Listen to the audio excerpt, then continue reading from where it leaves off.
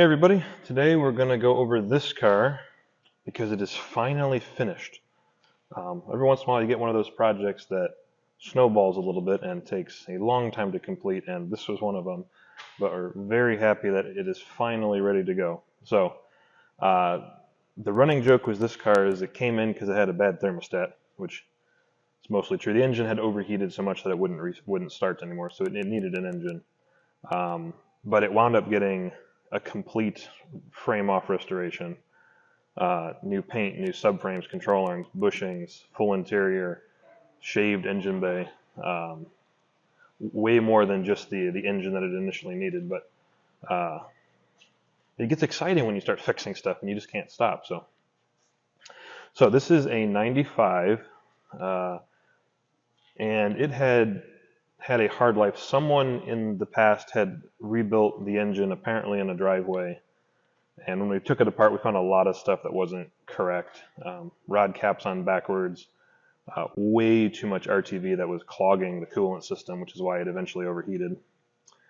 And it had definitely been driven in the salt and the snow. It had some rust, it had some rot in the quarter panels. We had to cut apart both rear quarters, replace those completely.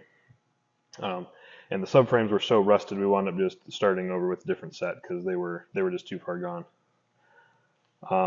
While we were at it, the owner of this car used to compete in car shows, so she was very familiar with what a concourse car was, and she said she didn't want a concourse car. She did not want something that was OEM, and she had to worry about being detail correct. She wanted something that she could do herself, and she loves chrome, as you might be able to guess. And so any accessory that could be found with chrome on it was put on this car.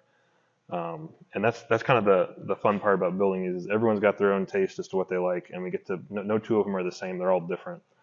Everyone gets to build them to their preference. So let's start at the interior.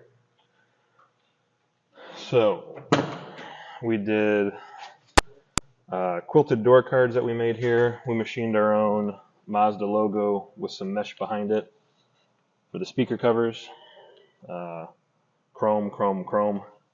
We did rev limiter gauges. Let's see if I can adjust that there. Yeah, there we go. Rev limiter gauges in there that look wonderful. Some more chrome trim rings, headlight buttons, touchscreen radio with a CD player in it. We reupholstered the seats. So these were cloth originally, but wanted some leather in there. We have some coilovers on it. We're lowered. Stock sway bars. Very soft plush ride. We went with a spring rate that's just a little bit stiffer than the factory. If we open the hood here,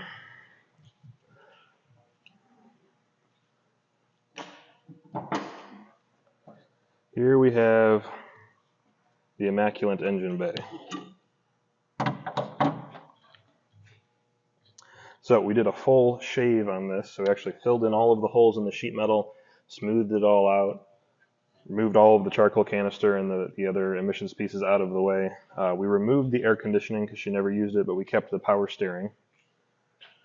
It is the stock BP05 with a full stainless exhaust on it. We did the open timing gears because they look cool. And yeah, everything's powder coated, nice and shiny.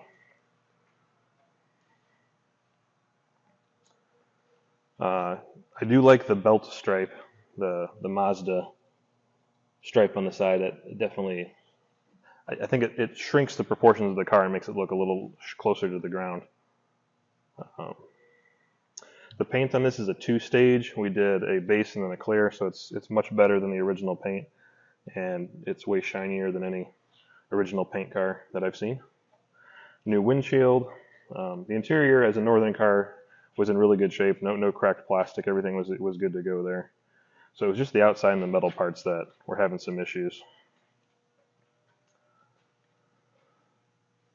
So this car will be at our car show on September 24th here at the shop before it heads back to Columbus area. So if you want to see it in person, it will be here.